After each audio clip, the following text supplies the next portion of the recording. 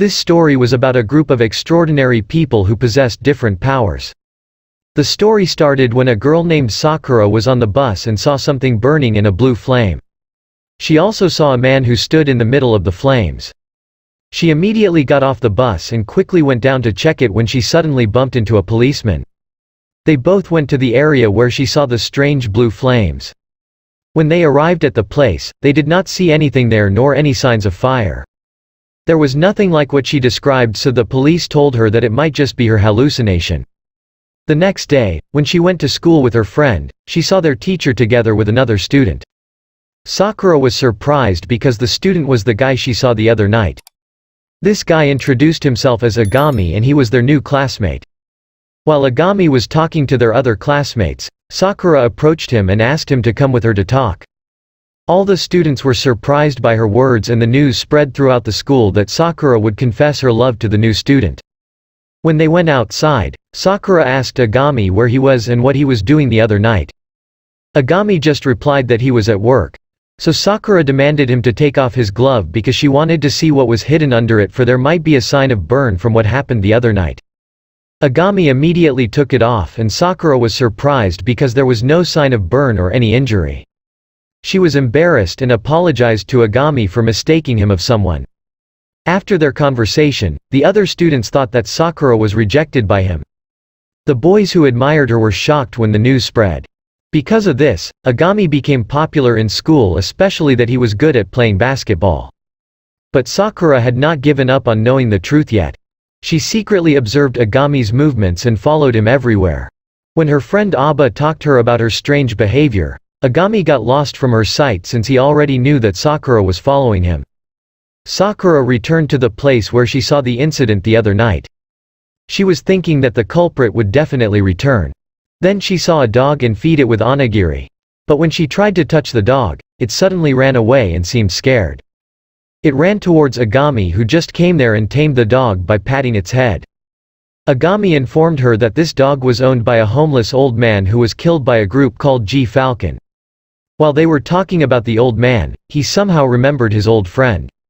After their class, Aba asked Agami to go karaoke, but he refused because he still had work to do. As he walked away, someone called him and he was given another mission. The person on the other line also asked him about his plans on Sakura, who witnessed what he did the other night. Then he replied that he would kill her soon. Meanwhile, Sakura went back to the park to give food to the dog again. Then she heard a voice calling for help. It was from a man who was being beaten by a group of men. Sakura immediately went to him and tried to frighten the offenders by telling them that she already called the police. But they just laughed at her. These men were members of G Falcon and they know that the police would not do anything to seize them. And these made them feel complacent. It turned out that these people were looking for their other comrades who disappeared in the same area. Upon knowing this, Sakura immediately asked for some details and the leader thought that she might know something, so he ordered his men to surround her. One of them put its hand on her shoulder, but because she knew how to fight she defended herself. The other members rushed at her at the same time, so she knocked them down one by one. They could not get hold of her, so they used a taser to electrocute Sakura. She immediately fell down and the men simultaneously kicked her. Suddenly the dog rushed to help Sakura and bit one of these men. But the man just kicked the dog. Sakura stood up and tried to protect the dog, but they kicked her again. The men were about to beat Sakura when Agami suddenly appeared and checked on the dog's condition. They all looked at him while Sakura begged Agami to immediately take the dog to the nearest veterinary hospital. But Agami already knew that the dog had suffered too much from its injuries, and its life wouldn't last long, even if it was taken to the hospital. So he decided to kill it, so it would not suffer anymore. A man approached him, then Agami grabbed his face and released a blue flame. The flame was so strong that this man burned into ashes and disappeared.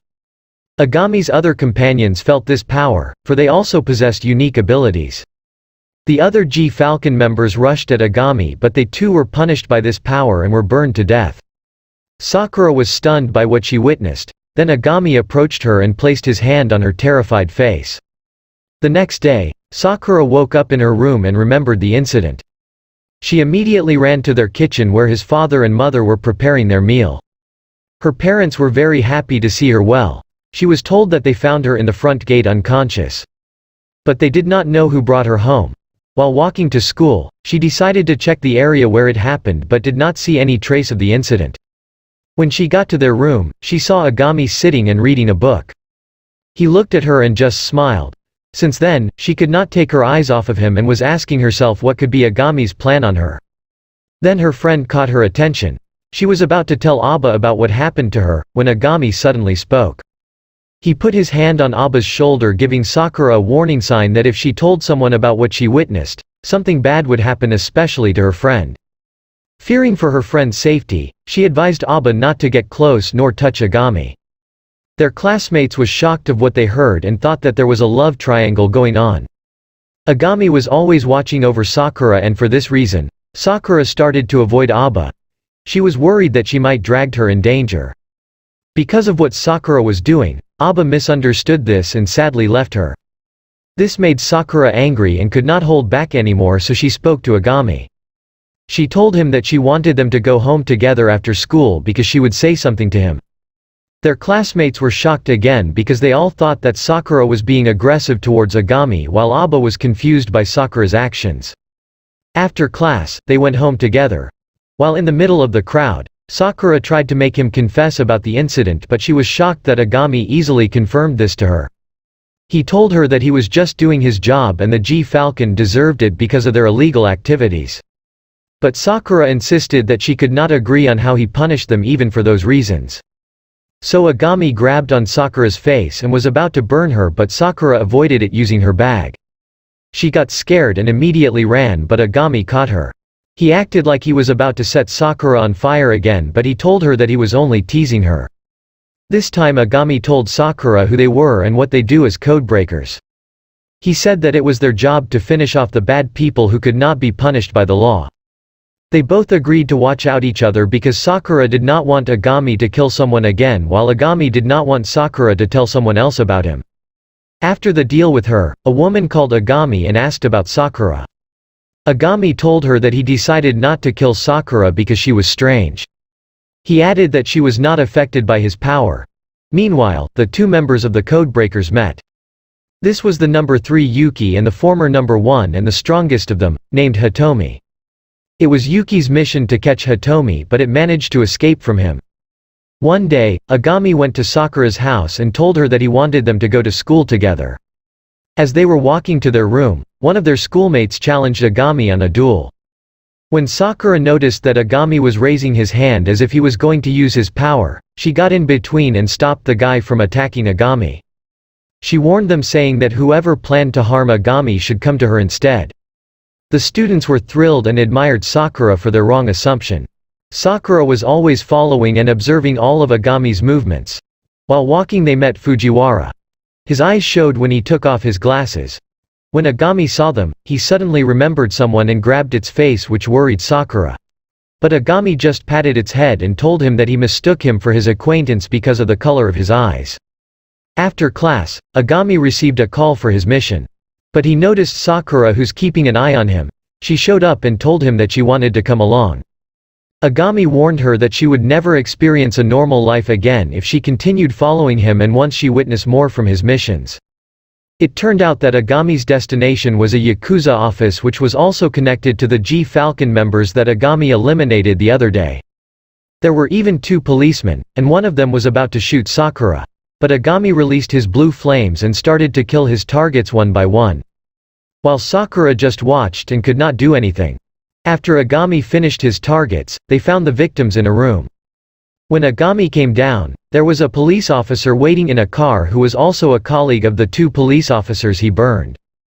It suddenly dropped away when he found out that Agami was a codebreaker. Agami chased the car, then suddenly the codebreaker number 4, named Toki, appeared and ended the mission using his power. After what happened that night, Sakura woke up again in front of their house. The next day, when Sakura came out of their house, she saw a man waiting for her. It was Toki, who was with Agami the other night during their mission. Sakura also noticed his eyes that resembled Fujiwara's. Toki told her that he would be taking her to school instead of Agami. While walking they talked about Agami, and Sakura found a puppy who did not like Toki. Then Toki said he was going to tell her something about Agami, so they sat down in the park. Before he could reveal anything to her, Agami showed up. The two of them fought because they did not like each other, but Sakura stopped them, so Toki left for the meantime. Agami and Sakura went to school together, and when they arrived at the gate, they saw Heike having his coffee. He and Sakura knew each other because he was also a student in the same school, but she did not know that Heike was also a codebreaker. While in the middle of the class, Sakura saw Toki walking in their school. So she pretended to be sick and went out to go to Toki. Sakura was surprised to see the logo of a famous school on his uniform. And because of this, he was allowed by their teacher to join their class. After class, the three of them went to the rooftop to talk, but Heike was there again and Fujiwara was with him. Toki was surprised to see Fujiwara, so he immediately left. On their way home, they saw Toki in front of the big house. He told them that he would do the next mission with Agami in the area. Toki destroyed the gate and they entered. But there were guards on the entrance of the house. Agami and Toki fought them, but Sakura stopped him from his attack. Suddenly, a tornado appeared and turned the guards into stones. When the door opened, two men came out who also had special abilities. They fought with Agami and Toki, but when the container behind them lost its power, they immediately went back inside the mansion. They entered the house and saw children lying on the beds. These children also had special abilities and were subjected to experiments. While they were looking for their target, the dog that Sakura kept smelled something down the stairs, so they went to check on it. When they entered the room, they saw beds which were full of blood and seemed a lot of torture happened in there. Then the light turned on and the owner of the facility and its assistant who were conducting experiments appeared. The two men they fought earlier also showed up. They fought again, and then they found out that the contents of the containers behind the two men were also children. They realized that these kids were the ones that gave them powers. Agami and Toki had enough and immediately finished off these men. When Agami was about to burn the owner of the facility, a girl in a wheelchair came. She was the owner's sick daughter. He told them that he was doing all these to save his daughter's life. But Agami told him that he was still a killer. And when Agami was about to finish him, Sakura suddenly punched the guy. The man tried to attack, but when Agami grabbed him, he set him on fire. The girl threw the book at Agami and was angry at him because of what he had done to her father. In her anger, she attacked Agami using her ability, but due to her weak body she lost consciousness. On the order of the Prime Minister, the authorities took the children from the facility. The next day, Toki went to see the Prime Minister, who was also his father. They had a little conversation about his sister Fujiwara. While Agami and Sakura were walking, they met the codebreaker number 5, named Oji. He told Agami that there was an order from Eden that he should watch over Sakura.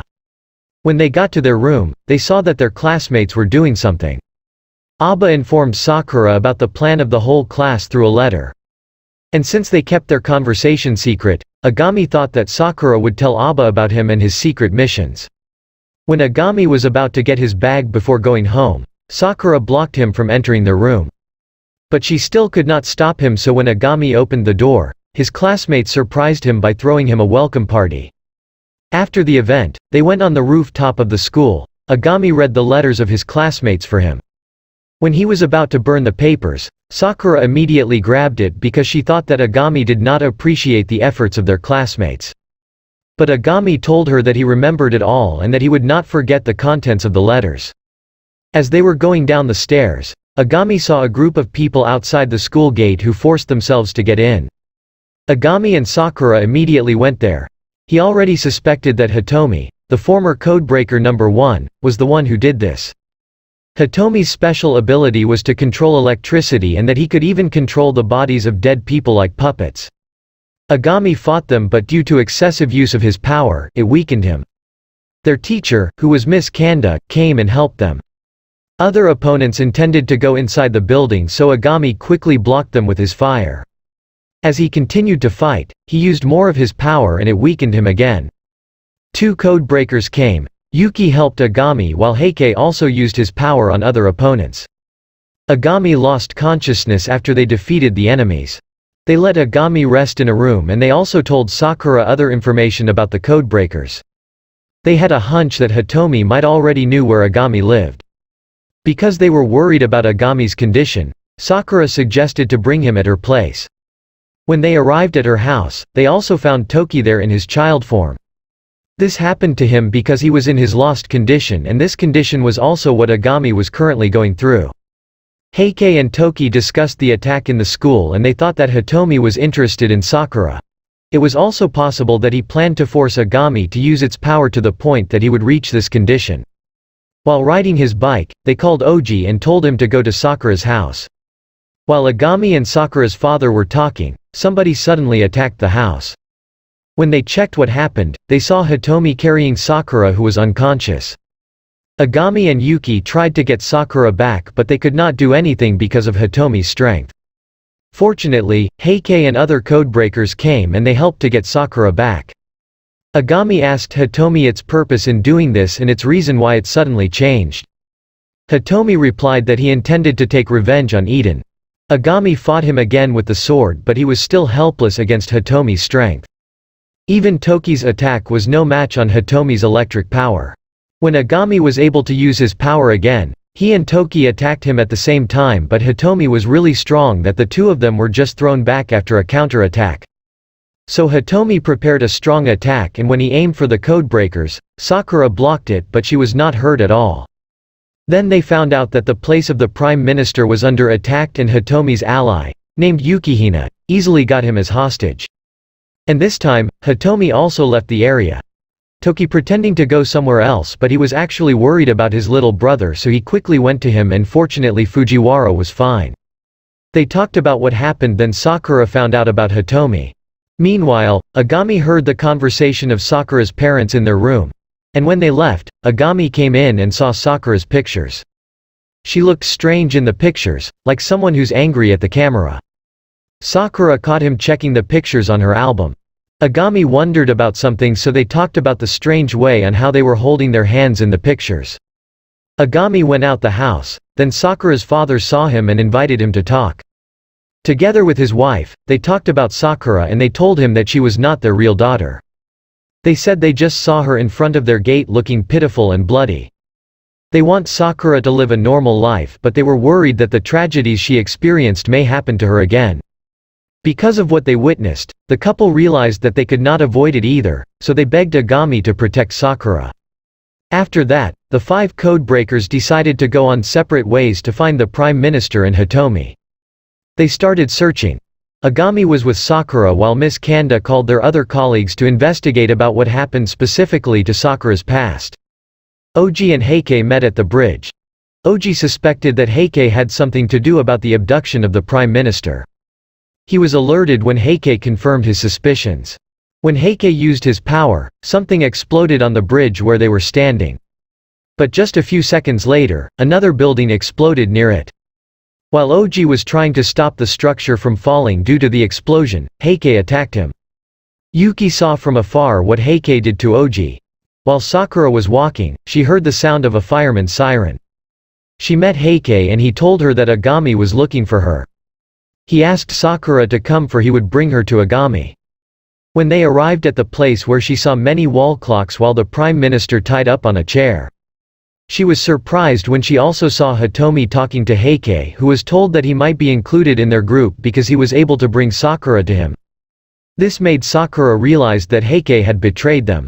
She also found out that Heike and Agami were studying at her school to watch over her on the orders of the Prime Minister, and Heike was the only one who knew about it. They did this because they knew that she would be an obstacle to Hitomi's plans. Sakura asked him why he was doing this and he replied that it was to help the codebreakers. Kanda and Agami receive information from an unknown person about Hitomi's location. Kanda immediately went there, but Hitomi found out, so he ordered Heike to seize her. Sakura's mother called Agami and told him that she had not come home yet. Agami told her that he had an idea where he could possibly find Sakura. Yuki came and told Agami about Heike's betrayal. When Agami heard this, they immediately went to the place where Hitomi was hiding. As they entered the building, Heike was there and immediately attacked them. They fought Heike, then Yuki decided to let Agami go ahead and leave the fight to him. When Agami got to the top floor, he saw Kanda, who pointed its gun at him. He immediately noticed that she was being controlled by Hitomi's power. Then Hitomi appeared to him and he also saw Sakura bounded and lying on the floor. Agami released his power and was about to approach Hitomi, but Kanda blocked him. Agami wanted Kanda to use up the bullets on him since he could use his fire to block them. But Hitomi said that he would fire the last bullet on Kanda's head. Agami rushed at Kanda, who continued to fire until she pointed the gun at her head. When Agami was close to Kanda, Sakura was able to get away and grabbed Kanda, causing Hitomi's power that was control her to disappear. At that moment, Hitomi explained the meaning of the old clocks on the wall. These were the exact time of deaths of the former codebreakers. Since the codebreakers were vigilantes, almost no one knew them anymore. This was the reason why they could not be given a formal burial after death, so Hitomi did this for them. So he wanted to take revenge on the Prime Minister because he was responsible for everything. As they continued to talk, the bombs Hitomi planted in different buildings exploded one by one. Hitomi did this to fill people with fear and made them wish that someone would end up the chaos. Through this, the people might notice the codebreakers. Agami agreed with this, especially since he did not want to be controlled by the Eden for the rest of his life, but he still did not agree with Hitomi's plans in involving those innocent people. They were about to fight, but Yukihina stopped it with its power. Then Yukihina tried to kill Sakura. Fortunately, Toki came to save her. Hitomi and Yukihina left with the Prime Minister and Sakura chased after them.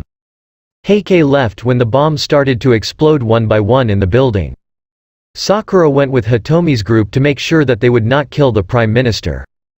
Hitomi's past was shown since he entered as a codebreaker when he was 16 years old. He started as number 6 and was able to do all the missions well. Until the other codebreakers who were with him died one by one in their missions. When he was made number 1, he noticed something different from the other codebreakers who died not because of the missions but because of their own power. So he begged Heike to find out about this and if Eden had something to do with it. Since he was said to be the number 1, he would make sure that there were no codebreakers who would end up like this under his leadership. Then the new generation of codebreakers was formed with the new members Yuki, Toki, Oji and Agami. One day, they received news that the person who murdered the former codebreakers had returned. They immediately conducted an operation to eliminate the group and Hitomi easily defeated the leader. Heike, on the other hand, showed the result of his investigation about the fallen codebreakers due to their own abilities. Hitomi found out that this happened when a codebreaker is lost, causing them to not be able to control their own abilities. The Eden also knew this and they call it Codend. Hitomi was depressed because he thought he had formed the perfect group of codebreakers, but this so-called Codend was the only thing that could possibly ruin their lives. Hitomi called Agami to ask him to come with him, but he thought that Agami's life might be in danger because Eden would surely to kill him and the other codebreakers. So he decided to do the mission on his own and kept the information about the Codend to himself. The next day Agami received a call from Kanda that Hitomi attacked the Prime Minister and from then on he was considered an enemy of Eden. When they reached the location, they hung Sakura and tied the Prime Minister on the top of the building. Hitomi announced to the entire country that he was going to assassinate the Prime Minister and at the same time many people would die because of the bombs placed in different parts of the country. Another bomb exploded in the city, so Yuki tried to find out the exact locations of the bombs through his ability. He was surprised to discover that there were too many of them. They also all received the bomb locations from someone they could not identify. They found out the Prime Minister's exact location, so Toki and Kanda decided to go there while Yuki stayed behind to stop other bombs he could find. While Hitomi and Heike were talking, they saw from the CCTV that Agami had entered the building. Heike intended to go there, but Hitomi wanted to be the one to face him because he wanted to see Agami's full power. When Agami reached the floor where Sakura was located, Hitomi was also there waiting for him. The two of them fought, but Hitomi was so strong, and Agami was struggling to fight him. Then Agami found out that Hitomi's betrayal and the attack on the Prime Minister were all lies. Hitomi stated the truth that he just wanted to talk about something with the Prime Minister. Knowing that he would not stop, the Prime Minister ordered his staff to seize him. So Hitomi had no choice but to kill them so he could escape. He added that Eden gathered children with special abilities to be subjected to their research. And those who have the ability to fight were enlisted as codebreakers. When Toki and Kanda were about to go to the top floor, Heike met them and said that he would not allow them to get there. Toki was pissed and got excited at the same time because if he beat Heike, he would automatically become number 2. They started the fight, and even though Heike's strength was extraordinary, Toki was somehow able to keep up with him. On the other hand, Yuki kept finding the bombs one by one, and Sakura's family helped in searching too. Her father's group tracked down the location of the possible bomb controller, and they were confronted by 2 children who also had special abilities. The children did not hesitate in attacking their group because it was Hitomi's order to them. Meanwhile, when Yukihina entered the building where the children with special abilities were kept, he was met by Oji, who was still alive, and they also fought. Agami was getting weak from Hitomi's electric attacks until he found himself in a lost state due to the overuse of his power while fighting Hitomi. He was about to finish Agami, but Sakura ran to stop him. Since Sakura was immune to any special abilities, Hitomi planned to strangle her and just wait for the bomb to explode before killing her. But Hitomi wondered because the time was up and the bombs did not go off on the expected time. Heike showed up, and revealed everything that he planned to prevent Hitomi from succeeding. He ordered Yuki to go to the controller of the bombs and destroyed it. He also pretended that he defeated Oji, then ordered him to fight Yukihina to give time for the evacuation of the children to keep them safe from abduction. When Yuki arrived there, Yukihina immediately left the area. Heike thought that they stopped the bombs completely, but they found out that Hitomi had another plan. Hitomi said that he could detonate the bombs with his ability through the building where they currently stand. But before he could do so, the building was surrounded by Oji's power. They fought against Hitomi, but even if they fight together they could not knock him down. As he was about to use this strong power again, Sakura tried her best to stop him. He got pissed and grabbed Sakura's neck to strangle her. Suddenly, Hitomi felt strange and immediately let go of Sakura. It was from Agami, who was standing behind him. When Agami removed his ring, he released a very strong power that surprised Hitomi. Even though Hitomi electrocuted him, Agami was not affected by it. Hitomi attacked again with one of his strongest attacks, so the other codebreakers helped to stop it. But their powers were no match to it. It went straight to Agami, but before it could get close, his fire consumed it. Hitomi released another strong attack and tried to detonate all the bombs, but Agami stopped it and his fire attacked Hitomi and burned him. Both Hitomi and Agami weakened, but Hitomi was able to talk to them. But just like the previous codebreakers who perished in their own power called the Code End, it was also happening to Hitomi. He tried to get up to go to the Prime Minister, but Agami punched him and the two had a fight. Agami defeated him, but the Code End started to torture Hitomi again. The other codebreakers got worried, quickly approached him, so Hitomi spoke to them. The Prime Minister suddenly appeared, which angered Hitomi and was about to attack him, but he was stopped by the codebreakers. Agami told him to leave the rest to them, for they no longer want to see him do more evil deeds. At this moment, the Code End took Hitomi's life. The Prime Minister said something that angered Toki, so he punched him. While Heike and the Prime Minister were in the car, they talked about Heiki's plans that defeated Hitomi and Agami's demonstrated power. He also mentioned that they should as well prepare the Seeker, and suddenly he was electrocuted, which surprised Heike. But despite this, he was amazed to see Hitomi's revenge on the Prime Minister. As Sakura was ready for school, she hoped that Agami would be waiting for her outside, but he was not there. Instead, Yuki came and told Sakura that Agami was still missing and if she needed help she could just call him. After Yuki left, Oji also showed up and gave her a ride. While sitting on the bench and crying, Toki suddenly came, so she immediately wiped her tears. He accompanied her to the bus and Sakura said something about Agami that surprised Toki. Then the bus passed along the square where she first saw Agami, so she immediately stopped the bus and ran towards it. When she arrived there, she was surprised to see the square full of flowers and happy children. I hope you like it and give it a thumbs up. Thank you for watching.